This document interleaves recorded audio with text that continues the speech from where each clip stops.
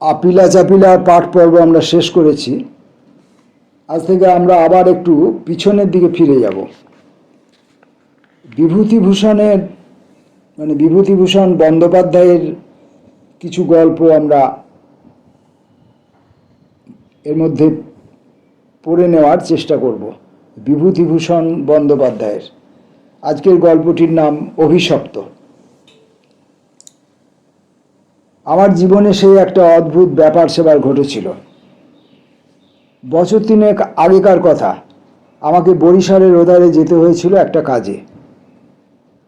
ও অঞ্চলের একটা গঞ্জ থেকে বেলা প্রায় 12টার সময় নৌকোয় উঠলুম। আমার সঙ্গে এক নৌকোয় বরিশালের এক ভদ্রলোক ছিলেন। গল্পগুজবে সময় কাটতে লাগলো। সময়টা পুজোর পরেই। দিনমানটা মেঘলা মেঘলা কেটে গেল। মাঝে মাঝে টিপ টিপ করে বৃষ্টিও পড়তে শুরু হলো। সন্ধ্যার কিছু আগে আকাশটা অল্প পরিষ্কার হয়ে গেল। ভাঙা ভাঙা মেঘের মধ্য দিয়ে চতুর্দশীর চাঁদের আলো অল্প অল্প প্রকাশ হলো। সন্ধ্যা হবার সঙ্গে সঙ্গে আমরা বড় নদী ছেড়ে একটা খালে পড়লুম। শোনা গেল খালটা এখান থেকে আরম্ভ হয়ে নোয়াখালীর উত্তর দিয়ে একেবারে মেঘনায় মিশেছে। পূর্ববঙ্গে সেই আমার নতুন যাওয়া। চোখে কেমন সব একটু নতুন ঠেকতে লাগলো। অপরিসর খালে দুধারে বৃষ্টি স্নাত কেয়ার জঙ্গলে মেঘে আধ ঢাকা চতুর্দশীর জ্যোৎস্না চিকমিক করছিল। মাঝে মাঝে নদীর ধারে বড় বড় মাঠ, সটি, বেত, ফার্ন গাছের বন জায়গায় জায়গায় খালের জলে ঝুঁকে পড়েছে। বাইরে একটু ঠান্ডা থাকলেও আমি ছইয়ের ভিতরে বসে দেখতে দেখতে যাচ্ছিলাম। বরিশালের সেই অংশটা সুন্দরবনের কাছাকাছি। ছোট ছোট খাল ও নদী চারিধারে। সমুদ্র খুব দূরে নয়, 10-15টা মাইল দক্ষিণ পশ্চিমে হাতিয়া ও সন্দ্বীপ। আর একটু রাত হলো। খালের দুপারে নির্জন জঙ্গল অস্ফুট জ্যোৎস্নায় কেমন যেন অদ্ভুত দেখাতে লাগলো। এ অংশে লোকের বসতি একেবারে নেই, শুধু ঘন বন আর জলের ধারে বড় বড় হোগলা গাছ। বিভূতিভূষণ বন্দ্যোপাধ্যায়ের সঙ্গে ব্যক্তিগতভাবে আমিও খানিকটা পূর্ববঙ্গ ঘুরে এলাম। আমার সঙ্গী বললেন, বিভূতিভূষণ বন্দ্যোপাধ্যায়ের সঙ্গী, গল্পকারের সঙ্গী বললেন, এত রাত্রে আর বাইরে থাকবেন না, আসুন ছইয়ের মধ্যে, এসব জঙ্গল বুঝলেন না। তারপর তিনি সুন্দরবনের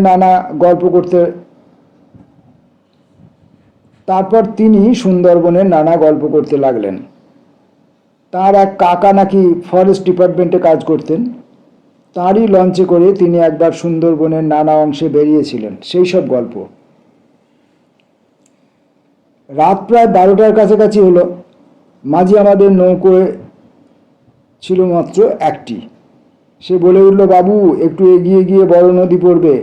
এত রাতে একা সে নদীতে পাড়ি জমাতে পারবো না, এখানেই নৌকো রাখি। নৌকো সেখানেই বাঁধা হলো। এদিকে বড় বড় গাছের আড়ালে চাঁদ অস্ত গেল। দেখলুম অপ্রশস্ত খালের দুধারেই অন্ধকারে ঢাকা ঘন জঙ্গল। চারিদিকেই কোনো শব্দ নাই, পতঙ্গগুলো পর্যন্ত চুপ করেছে। সঙ্গীকে বললাম, মশাই, এ তো সরু খাল, পাড় থেকে বাঘ লাফিয়ে পড়বে না তো নৌকার উপর? সঙ্গী বললেন, না পড়লেই আশ্চর্য হব। শুনে অত্যন্ত পুলকে ছইয়ের মধ্যে ঘেঁষে বসলুম। খানিকটা বসে থাকার পর সঙ্গী বলল, আসুন একটু শোয়া যাক। ঘুম তো হবে না, আর ঘুমোনো ঠিকও না, আসুন একটু চোখ বুঝি। খানিকটা চুপ করে থাকবার পর সঙ্গীকে ডাকতে গিয়ে দেখি তিনি ঘুমিয়ে পড়েছেন। মাঝিও জেগে আছে বলে মনে হলো না। ভাবলুম, তবে আমিই বা কেন মিথ্যে মিথ্যে চোখ চেয়ে থাকি। মহাজনদের পথ ধরবার উদ্যোগ করলুম। তারপর যা ঘটল সে আমার জীবনের এক অদ্ভুত অভিজ্ঞতা। শুতে যাচ্ছি, হঠাৎ আমার কানে গেল অন্ধকারের বনঝোপের ওপাশে অনেক দূরে গভীর জঙ্গলের মধ্যে কে যেন কোথায় গ্রামোফোন বাজাচ্ছে। তাড়াতাড়ি উঠে বসলুম। গ্রামোফোন? এ বনে এত রাত্রে গ্রামোফোন বাজাবে কে? কান পেতে শুনলুম, গ্রামোফোন না, অন্ধকার হিজাল হিমতাল গাছগুলো যেখানে খুব ঘন হয়ে আছে সেখান থেকে কারা যেন উচ্চকণ্ঠে আর্ত করুণ সুরে কি বলছে। খানিকটা শুনে মনে হলো সেটা একাধিক লোকের সমবেত কণ্ঠস্বর। প্রতিবেশীর তেতলার ছাদে গ্রামোফোন বাজলে যেমন খানিকটা স্পষ্ট খানিকটা অস্পষ্ট অথচ বেশ একটানা সুরের ঢেউ এসে কানে পৌঁছয়, এও অনেকটা সেইভাবে। মনে হলো যেন কতগুলো অস্পষ্ট বাংলা ভাষার শব্দও কানে গেল, কিন্তু ধরতে পারা গেল না কথাগুলো কি। শব্দটা মাত্র মিনিট খানেক স্থায়ী হলো। তারপরে অন্ধকার বনভূমি যেমন নিস্তব্ধ ছিল আবার তেমনই নিস্তব্ধ হয়ে গেল। তাড়াতাড়ি ছোঁয়ের বাইরে এলো। চারিপাশের অন্ধকার ঝিঙের বিচির মতো কালো। বনভূমি নীরব, শুধু নৌকোর তলায় ভাটার জল কলকল করে বাজছে।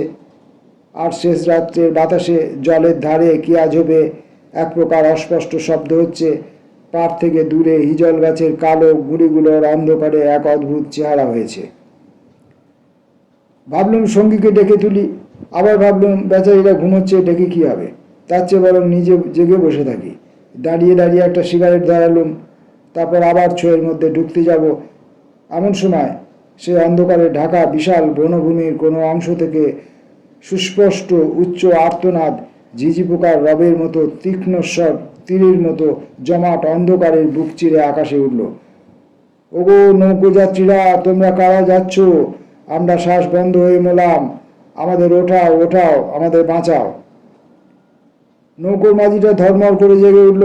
আমি সঙ্গীকে ডাকলো, মশাই, ও মশাই, উঠুন উঠুন। মাঝি আমার কাছে ঘেঁষে এলো, ভয়ে তার গলার স্বর কাঁপছিল। বললে, আল্লাহ আল্লাহ, শুনতে পেয়েছেন বাবু? সঙ্গী উঠে জিজ্ঞাসা করলে, কি কি মশাই, ডাকলেন কেন? কোনো জানোয়ার টানোয়ার নাকি? আমি ব্যাপারটা বললুম। তিনিও তাড়াতাড়ি ছোঁয়ের বাইরে এলেন। তিনজনে মিলে কান খাড়া করে রইলুম। চারিদিকে আবার চুপ। ভাটার জল নৌকোর তলায় বেঁধে আগের চেয়েও জোরে শব্দ হচ্ছিল।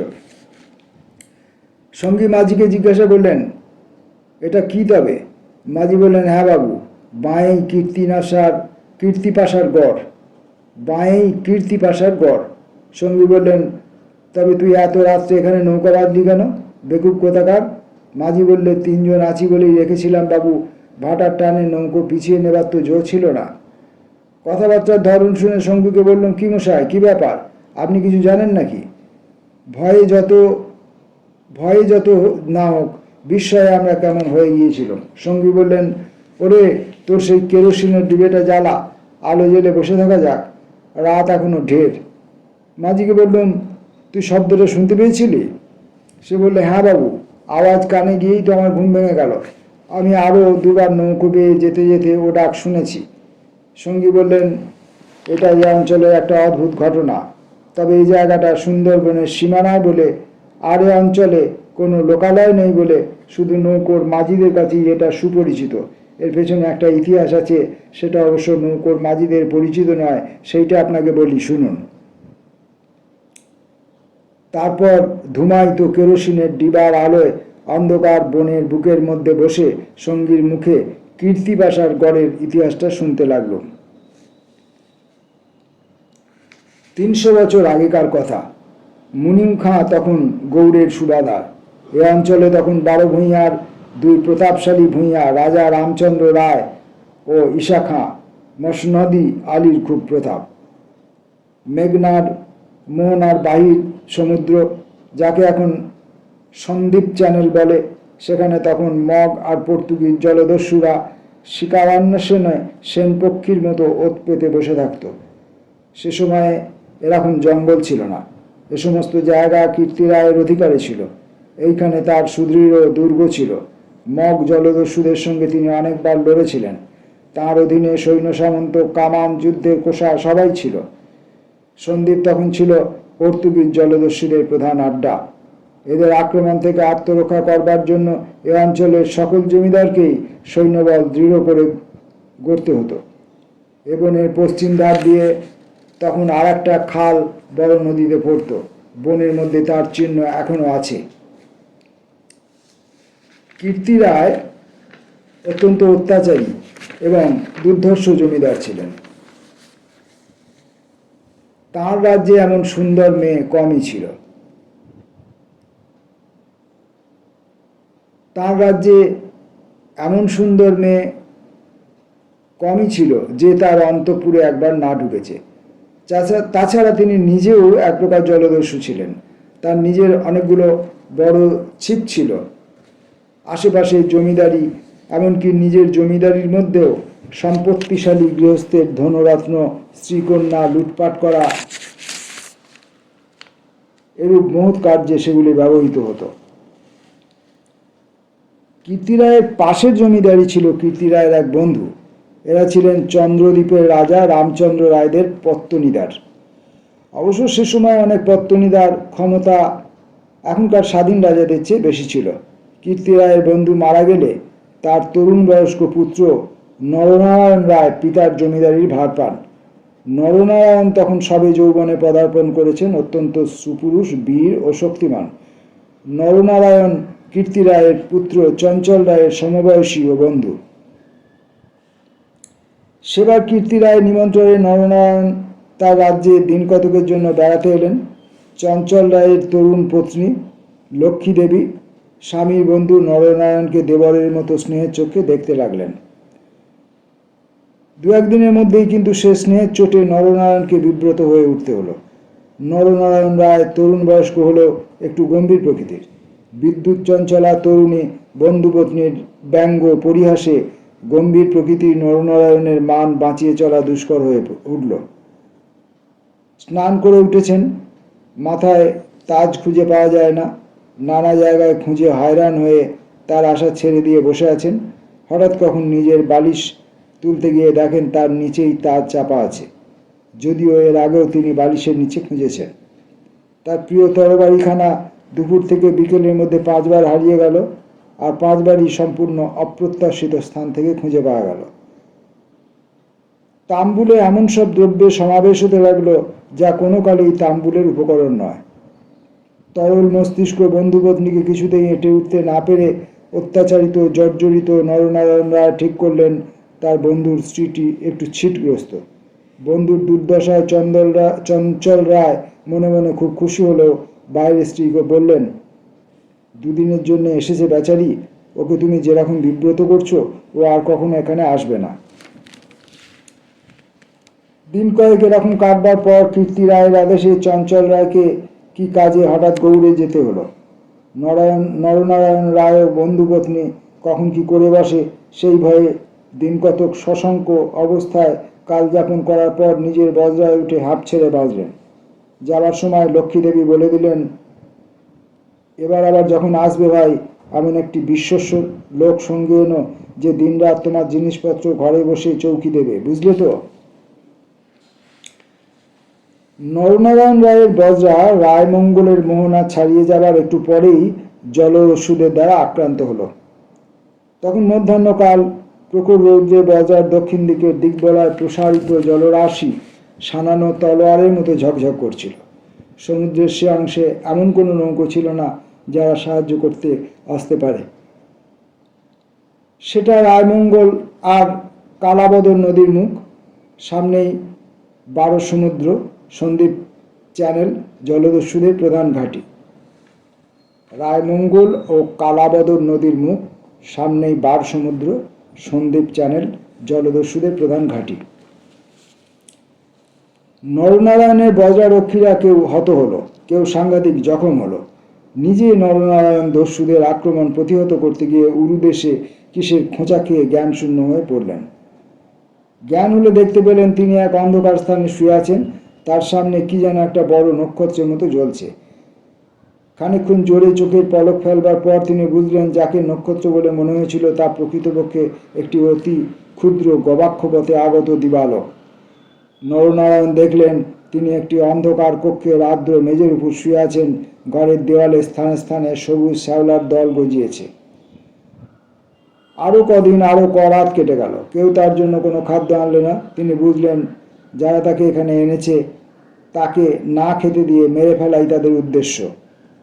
মৃত্যু, সামনে নির্মম মৃত্যু। সেদিন মানও কেটে গেল।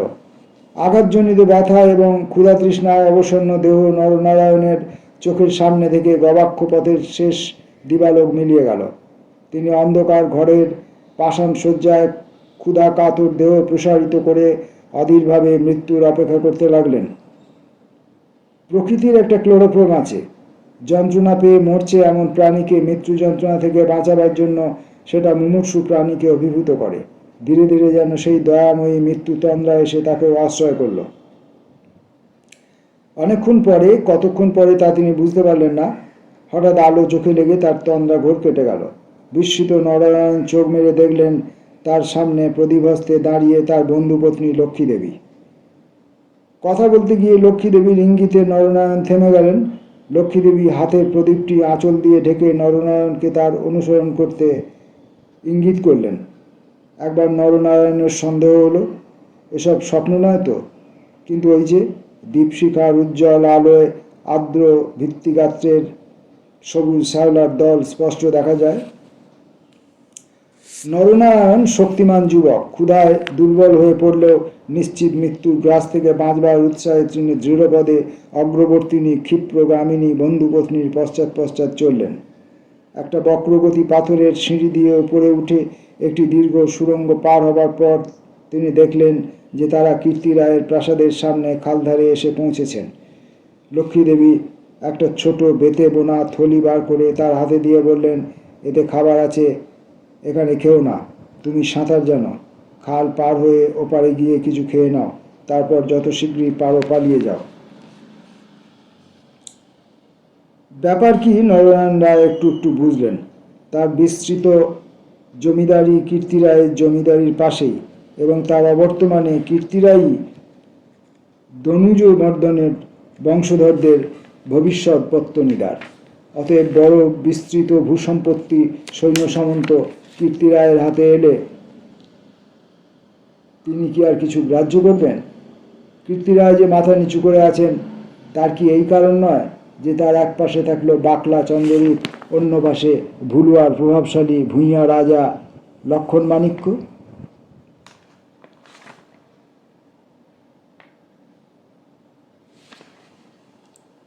প্রদীপের আলোয় নরনারায়ণ দেখলেন তার বন্ধুপত্নীর মুখে সে চটুল হাস্যরেখার চিহ্ন নেই।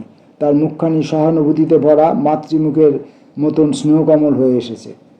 তাদের চারিপাশে গাঢ় অন্ধকার, মাথার ওপরে আকাশের বুক চিরে দিগন্ত বিস্তৃত উজ্জ্বল ছায়াপথ, নিকটেই খালের জল জোয়ার ভাটার টানে তীরের হোগলা গাছ দুলিয়ে কলকল শব্দে বড় নদীর দিকে ছুটেছে।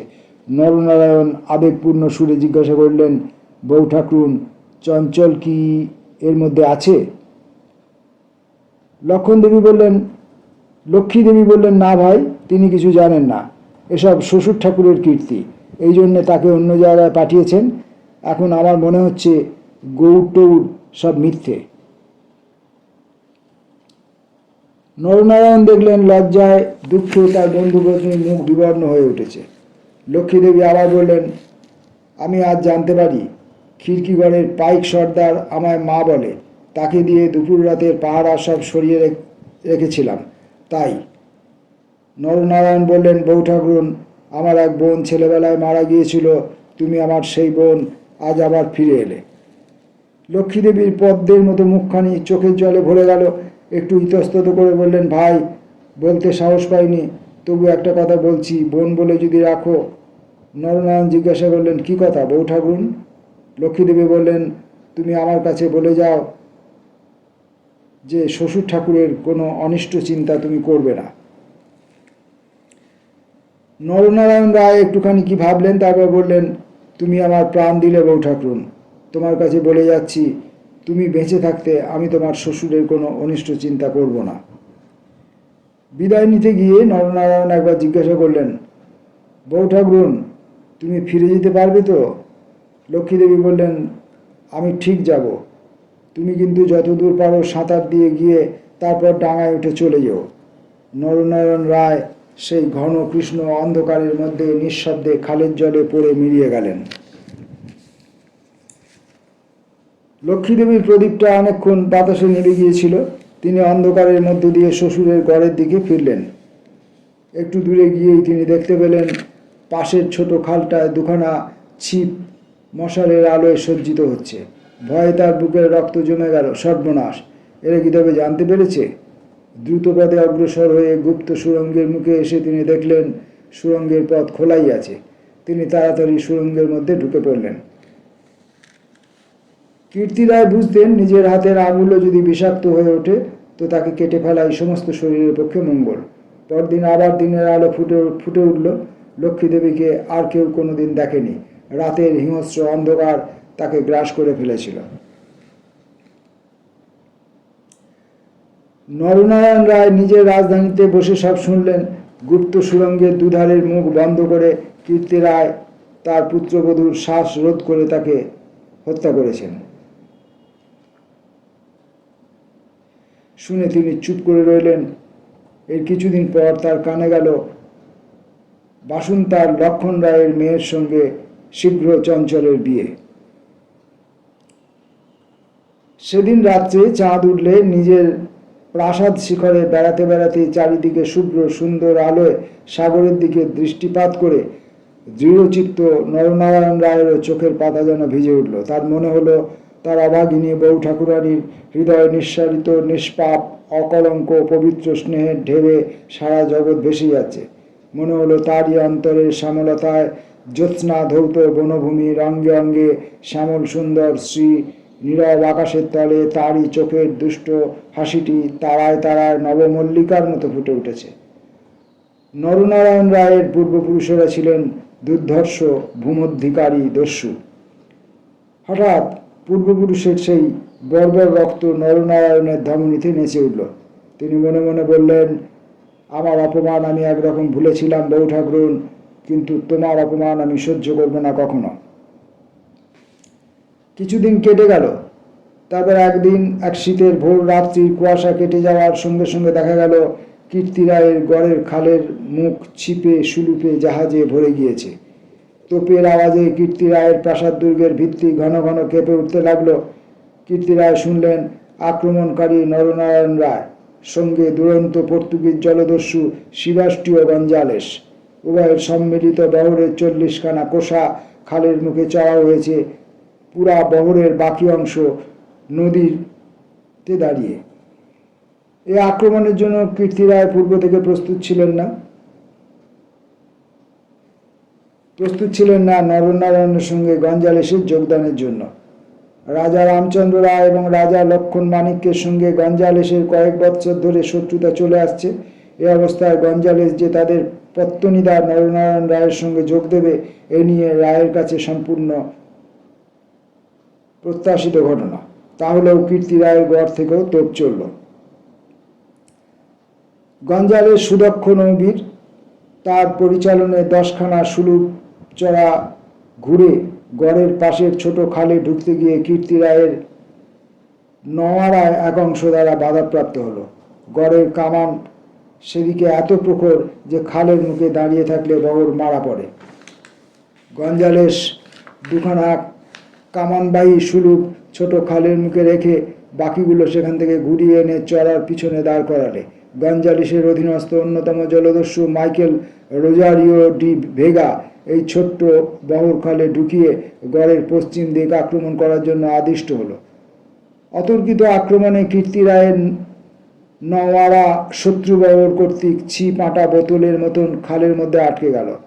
বার নদীতে গিয়ে যুদ্ধ দেবার ক্ষমতা তাদের আদৌ রইল না। তবুও তাদের বিক্রম রোজারিও অনেকক্ষণ পর্যন্ত কিছু করে উঠতে পারল না। কীর্তি রায়ের নৌবহর দুর্বল ছিল না। কীর্তি রায়ের গড় থেকে পর্তুগিজ জলদস্যুদের আড্ডা সন্দ্বীপ খুব দূরে নয়। কাজেই কীর্তি রায়ের নৌবহর সুদৃঢ় করে গড়তে হয়েছিল। বৈকালের দিকে রোজারিওর কামানের মুখের গড়ের পশ্চিম দিকটা একেবারে হুমড়ি খেয়ে পড়ল। নরনারায়ণ রায় দেখলেন প্রায় 30খানা কোষা জখম অবস্থায় খালের মুখে পড়ে। কীর্তি রায়ের গড়ের কামানগুলো সব চুপ। নদীর দুধারে গিয়ে সন্ধ্যা নেমে আসছে। ঊর্ধ্বে নিস্তব্ধ নীল আকাশে কেবলমাত্র এক ঝাঁক শকুন কীর্তি রায়ের গড়ের উপর চক্রাকারে ঘুরছে। হঠাৎ বিজয়োন্মত্ত নরনারায়ণ রায়ের চোখের সম্মুখে বন্ধুপত্নীর বিদায়ের রাতের সন্ধ্যার পদ্মের মতো বিষাদ ভরা ম্লান মুখখানি, কাতর মিনতিপূর্ণ সেই চোখ দুটি মনে পড়ল। তীব্র অনুশোচনায় তার মন তখনই ভরে উঠল। তিনি করেছেন কি? এরকম করে কি তিনি তার স্নেহময়ী প্রাণদাত্রীর শেষ অনুরোধ রাখতে এসেছেন? নরনারায়ণ রায় হুকুম জারি করলেন, কীর্তি রায়ের পরিবারের এক প্রাণীরও যেন প্রাণহানি না হয়। একটু পরেই সংবাদ এলো গড়ের মধ্যে কেউ নেই। নরনারায়ণ রায় বিস্মিত হলেন। তিনি ততক্ষণে নিজের গড়ের মধ্যে ঢুকলেন।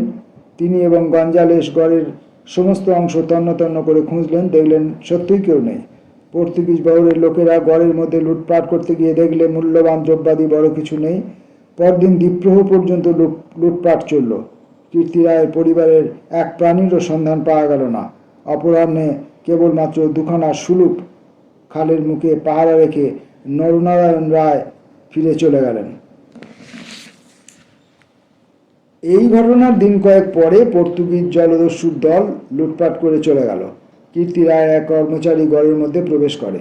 আক্রমণের দিন সকালেই এই লোকটি গড় থেকে আরও অনেকের সঙ্গে পালিয়েছিল। ঘুরতে ঘুরতে একটা বড় থামের আড়ালে সে দেখতে পেল একজন আহত মুমূর্ষু লোক তাকে ডেকে কি বলবার চেষ্টা করছে। কাছে গিয়ে সে লোকটাকে চিনল। লোকটি কীর্তি রায়ের পরিবারের এক বিশ্বস্ত পুরনো কর্মচারী।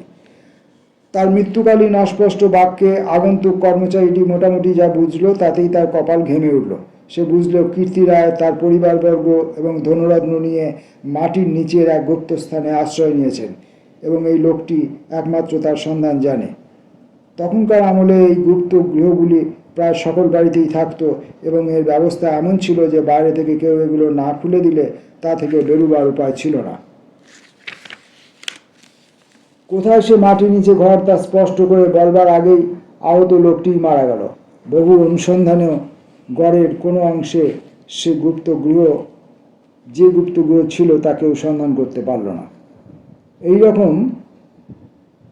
এইরকমে কীর্তি রায় ও তার পরিবারবর্গ অনাহারে তিলে তিলে শ্বাসরুদ্ধ হয়ে গড়ের যে কোনো নির্ভীত ভূগর্ভস্থ কক্ষে মৃত্যুমুখে পতিত হলেন।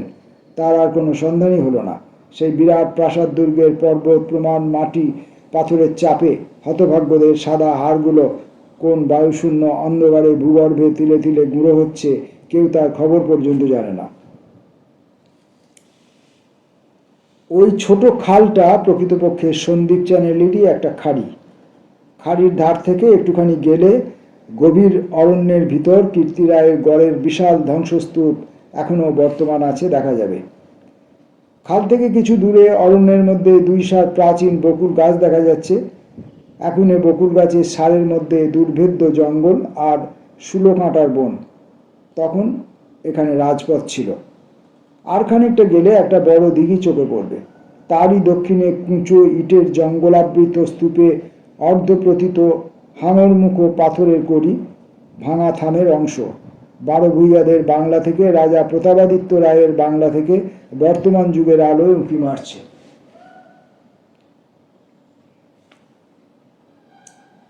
দিঘির যে স্টপ সোপানে সকাল সন্ধ্যায় তখন অতীত যুগের রাজবধূদের রাঙা পায়ের অলক্তক রাগ ফুটে উঠত। এখন সেখানে দিনের বেলায় বড় বড় বাঘের পায়ের থাবার দাগ পড়ে। গোখুরা কেউটে সাপের দল ফনা তুলে ঘুরে বেড়ায়। বহুদিন থেকেই এখানে একটা অদ্ভুত ব্যাপার ঘটে থাকে। দুপুর রাতে গভীর বনভূমি যখন নীরব হয়ে যায়, হিমতাল হিজল গাছের কালো গুঁড়িগুলো অন্ধকারে যখন বনের মধ্যে প্রেতের মধ্যে দাঁড়িয়ে থাকে, সন্দীপ চ্যানেলের জোয়ারের ঢেউয়ের আলোকোৎক্ষেপী লোনা জল খাড়ির মুখে জোনাকির মতো জ্বলতে থাকে, তখন খাল দিয়ে নৌকা বেয়ে যেতে যেতে মোমমধু সংগ্রাহকেরা কতবার শুনেছে অন্ধকারে বনের এক গভীর অংশ থেকে কারা যেন আর্তস্বরে চিৎকার করছে, ওগো পথযাত্রীরা, ওগো নৌকাযাত্রীরা, আমরা যে এখানে শ্বাসরুদ্ধ হয়ে মারা গেলাম, দয়া করে আমাদের তোলো, ওগো আমাদের তোলো। ভয়ে বেশি রাত্রে এ পথে কেউ নৌকা বাইতে চায় না। বিভূতিভূষণ বন্দ্যোপাধ্যায়ের অভিশপ্ত গল্পটি আমরা পড়লাম। গল্পগুলো আকারে একটু বড় হবে, তথাপি